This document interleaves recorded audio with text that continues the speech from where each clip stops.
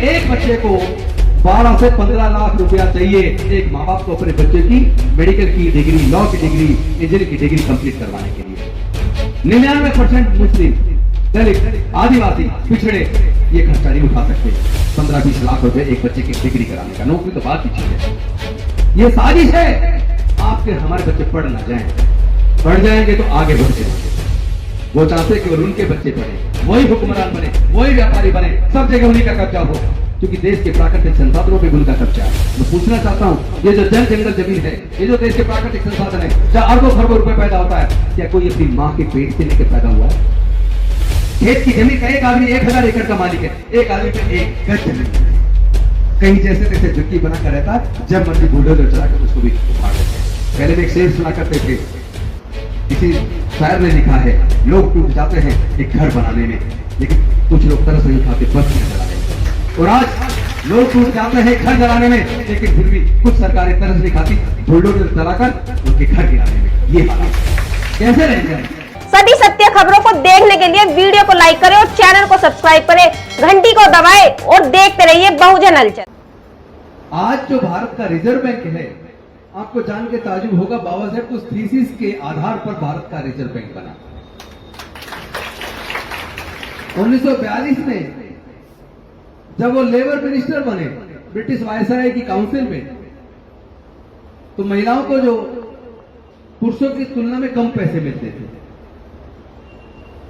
महिलाओं को बच्चे प्रसव होता था, बच्चे को जन्म देने के लिए छुट्टी करनी पड़ती थी, छुट्टी के पैसे नहीं मिलते थे और कई दफा नौकरी चली जाती थी।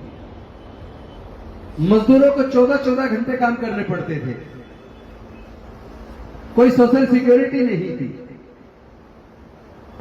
उनको समय पर मजदूरी नहीं मिलती थी। उस वक्त उन्होंने मैटरनिटी लीव बेनिफिट एक्ट बनाया, ताकि महिलाओं को प्रसव के दौरान छुट्टी करने पे उनको तनख्वाह भी मिले और उनकी नौकरी ना जाए। उन्होंने मिनिमम वेजेस एक्ट बनाया कि मजदूरों को 8 घंटे से ज्यादा काम ना लिया जाए।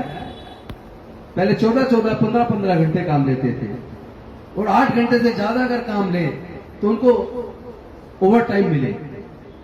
पेमेंट ऑफ वेजेस एक्ट बनाया ताकि समय से उनको मजदूरी मिले। तमाम सोशल सिक्योरिटी के इंतजाम किए, एग्रीकल्चरल रिफॉर्म्स पे काम किया, सिंचाई के सुधार पे काम किया।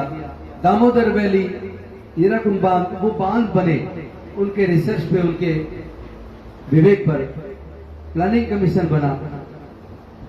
तो एक व्यक्ति जिसको वो कहते हैं दलितों के नेता थे, मैं पूछना चाहता हूं, भारत में जो महिलाओं को कोई अधिकार न था, वो अधिकार डॉक्टर बाबा साहब अम्बेडकर ने दिया, तो महिलाओं के भी नेता हो गए।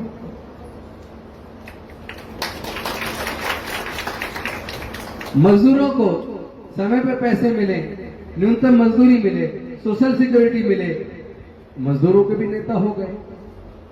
किसानों को एग्रीकल्चर में ज्यादा उत्पादन हो सके, उनको पानी की, सिंचाई की ठीक से व्यवस्था हो सके, लैंड रिफॉर्म पे जो काम किया, तो किसानों के भी नेता हो गए।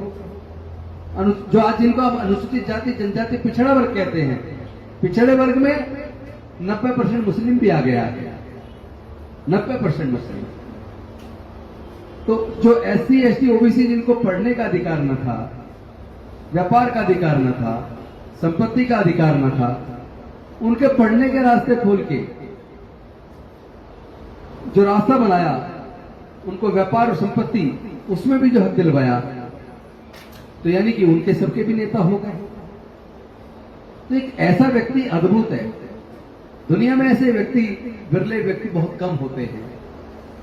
उनसे प्रेरणा लेनी चाहिए, सबको उनको पढ़ना चाहिए कि एक व्यक्ति कैसे ऐसे कर सकता है। हिंदू महिलाओं के साथ तो और भी ज्यादा बुरी हालत थी, मुस्लिम महिलाओं से भी ज्यादा बुरी हालत थी।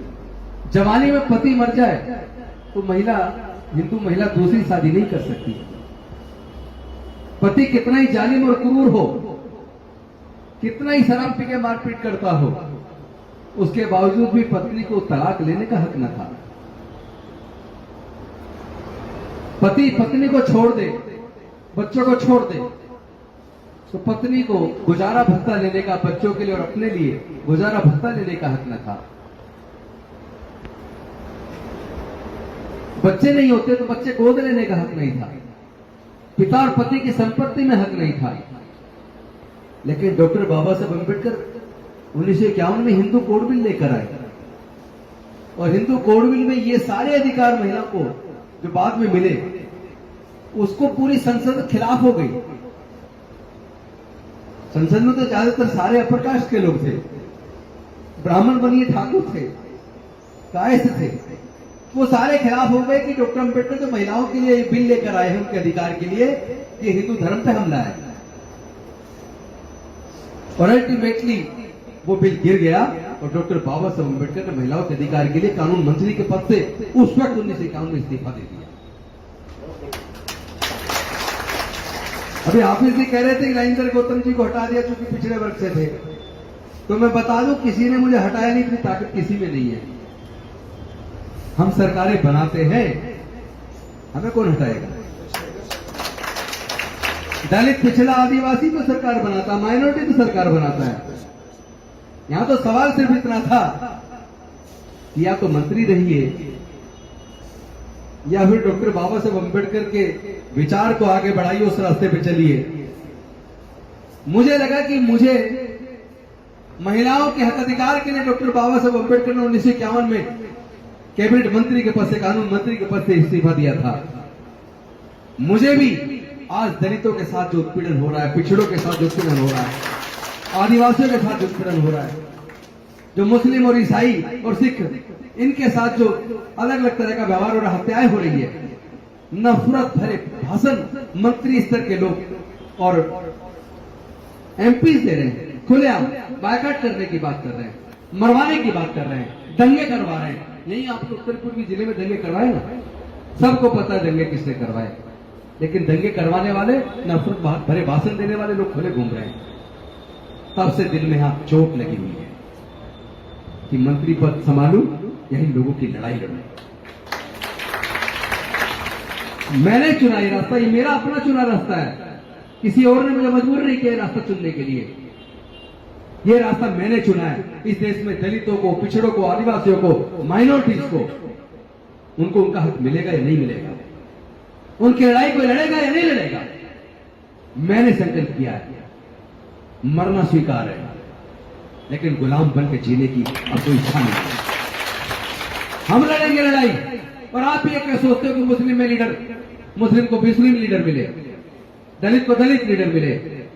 अरे हम सब पहले इंसान बने और मिलकर एकजुट होकर एक ताकत बनाकर दलितों की, पिछड़ों की, आदिवासियों की, माइनॉरिटीज की, सबकी लड़ाई हम लोग लड़ेंगे। क्यों सरफुद्दीन साहब? लड़ेंगे ना, हम लड़ेंगे भी और जीतेंगे भी। दुनिया की कोई ताकत नहीं है जो हमें हरा दे। वो एक व्यक्ति को मार सकती है, राजेंद्र गौतम को मार सकती है, वो डॉक्टर बाबा साहब अम्बेडकर की मूर्तियां तोड़ सकते हैं, लेकिन डॉक्टर बाबा साहब अम्बेडकर की विचारधारा को नहीं मार सकते। अरे एक को मारोगे तो हजारों पैदा होंगे। आप अपना काम जारी रखिए। आप कहीं दलित को मारते हैं, कहीं उस पर पेशाब करते हैं, घड़ा छूने पर हत्या कर देते हैं, मूंछ रखने पर हत्या कर देते हैं, घोड़ा खरीदने पर हत्या कर देते हैं, चश्मा पहनने पर हत्या कर देते हैं, अच्छे कपड़े पहनने पर हत्या कर देते हैं, घोड़ी पर बारात निकालने पर हमला कर देते हैं, बहन की इज्जत लूटने पर, विरोध करने पर हत्या कर देते हैं। अभी हुआ ना, अभी की घटना ज्यादा पुरानी नहीं है। वो वीडियो आपने देखी होगी मध्य प्रदेश की, एक बेटी के साथ छेड़छाड़ की, भाई ने मुकदमा दर्ज करा दिया, उन्होंने उस पर दबाव बनाया कि केस वापस ले ले, उसने वापस नहीं लिया, उसकी हत्या कर दी, उसकी मां को नंगा करके घुमाया। बताइए ऐसे में हम क्या खुश होना चाहिए? हम मंत्री बन गए, एमपी बन गए, एमएलए बन गए, आईएएस बन गए, डॉक्टर बन गए, जज बन गए, कलेक्टर बन गए, साइंटिस्ट बन गए, प्रोफेसर बन गए, खुश हो जाए, संतुष्ट हो जाए? अरे हम जो भी कुछ बने हैं सब कुछ डॉक्टर बाबा साहब अम्बेडकर का दिया हुआ है। अब कर्ज चुकाने का समय आ गया है, हम इस कर्ज को चुकाएंगे। मैं आपको धन्यवाद करता हूं। ये वाला काम बढ़ाइए, छोटे स्तर पर बड़े स्तर पर कीजिए, और अकेले मत कीजिए, हम और आप सब मिलकर करेंगे। बच्चों को पढ़ाई के रास्ते पर लाइए। मुझे बड़ा दुख होता है जब अखबार के अंदर पढ़ता हूं एक बच्चे ने 5 रुपए के ऊपर चाकू मार के हत्या कर दी। जितनी न्यूज आती है जब उसमें देखते हैं 80% न्यूज के अंदर मुस्लिम युवक शामिल है, या मरने में या मारने में। आपस में मार रहे एक दूसरे को। अरे इनको पढ़ा दो, इनको बुद्धि दो, ज्ञान दो, वो पढ़ जाएंगे तो अपराध के रास्ते पे नहीं जाएंगे। जब बच्चा पढ़ता नहीं है, बेरोजगार रहता है, वो मोबाइल स्नैचिंग करेगा, चेन स्नैचिंग करेगा, और जब वो देखता है कि मैं गलत रास्ते पे हूं, नशे का आदी हो जाता है, नशे का आदी हो जाता है, और नशे की पूर्ति के लिए चोरी करता है, अपराधी बन जाता है। उस बच्चे को पता ही नहीं कब मैं अपराधी बन गया। कौन सा माँ बाप है जो अपने बच्चों को अपराधी बना चाहता है? अपराध किसी जाति धर्म से जुड़ा नहीं है, केवल मुस्लिम या कोई सिख या कोई दलित या आदिवासी। अपराध का संबंध किसी जाति और धर्म से नहीं है, समझ लेना। अपराध का संबंध अज्ञानता से है, अशिक्षा से है, बेरोजगारी से है, गरीबी से है, और गरीबी दूर करने का रास्ता शिक्षा है।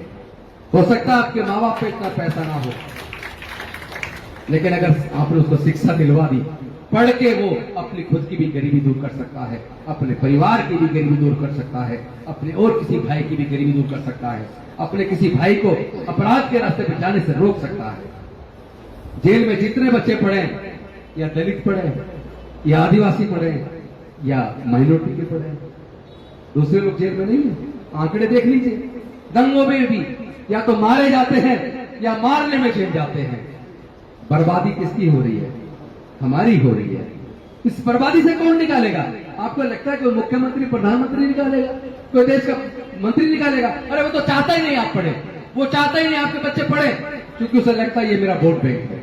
अगर ये पढ़ गया, अच्छे बुरे में अंतर करना सीख जाएगा, फिर इसको ये समझ आ जाएगा कि पहले प्राइवेट स्कूल नहीं थे, सब जगह सरकारी स्कूल थे, ये प्राइवेट स्कूल क्यों खुल गए? क्वालिटी एजुकेशन तो सरकारी स्कूल में थी ना। अरे जो टीचर एग्जाम पास नहीं कर पाता वो प्राइवेट में पढ़ाता है, जो टीचर काबिल है एग्जाम पास करके आता वो सरकारी में पढ़ाता है। फिर सरकारी स्कूलों की दुर्दशा क्यों? फिर क्यों सब अप्रोच लगा रहे प्राइवेट स्कूल में अपने बच्चे का एडमिशन कराने का? जब हम छोटे थे, हम पढ़ते थे, तब प्राइवेट स्कूल नहीं होते थे सरबुद्दीन साहब, सरकारी स्कूल होते थे, बहुत बढ़िया क्वालिटी थी पढ़ाई की। फिर प्राइवेट क्यों खुले? क्योंकि जब से डॉक्टर बाबा साहब अम्बेडकर ने महिलाओं के, दलितों के, पिछड़ों के, आदिवासियों के पढ़ाई के रास्ते खोल दिए, तो ये लोग जो हजारों साल उनके गुलाम रहे, ये पढ़ लिखकर डॉक्टर, इंजीनियर, जज, कलेक्टर, साइंटिस्ट, प्रोफेसर बनने लगे। ये लोग मंत्री भी बनने लगे, मुख्यमंत्री भी बनने लगे, राष्ट्रपति भी बनने लगे, मुख्य न्यायाधीश भी बनने लगे। उनको यहां दर्द होता है कि जो हजारों साल तक हमारे गुलाम थे, आज हमारे सामने कुर्सी पर बैठने लगे हैं, अत्याचार के खिलाफ मुकदमा दर्ज कराने लगे हैं। ये ताकत इनको कहां से आई?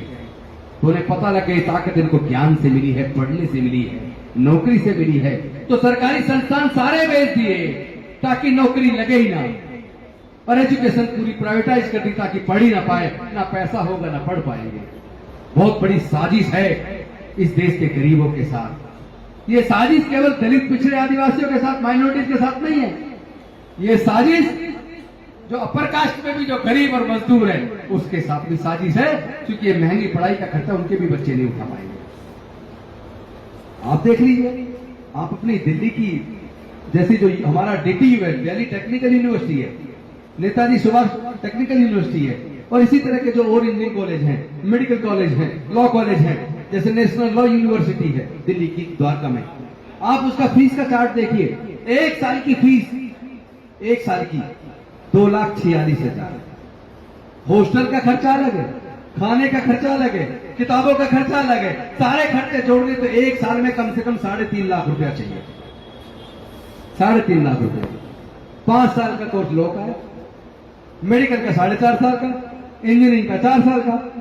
तो एवरेज एक बच्चे को 12 से 15 लाख रुपया चाहिए एक माँ बाप को अपने बच्चे की मेडिकल की डिग्री, लॉ की डिग्री, इंजीनियरिंग की डिग्री कंप्लीट करवाने के लिए। 99% मुस्लिम, दलित, आदिवासी, पिछड़े ये खर्चा नहीं उठा सकते। 15-20 लाख रुपए एक बच्चे की डिग्री कराने का, नौकरी तो बात की चीज है। ये साजिश है आपके हमारे बच्चे पढ़ ना जाएं। पढ़ जाएंगे तो आगे बढ़ जाएंगे। वो चाहते कि उनके बच्चे पढ़े, वही हुक्मरान बने, वही व्यापारी बने, सब जगह उन्हीं का कब्जा हो, क्योंकि देश के प्राकृतिक संसाधनों पे उनका कब्जा है। मैं पूछना चाहता हूं, ये जो जल, जंगल, जमीन है, ये जो देश के प्राकृतिक संसाधन है, जहां अरबों खरबों रुपए पैदा होता है, क्या कोई अपनी मां के पेट से लेकर पैदा हुआ है?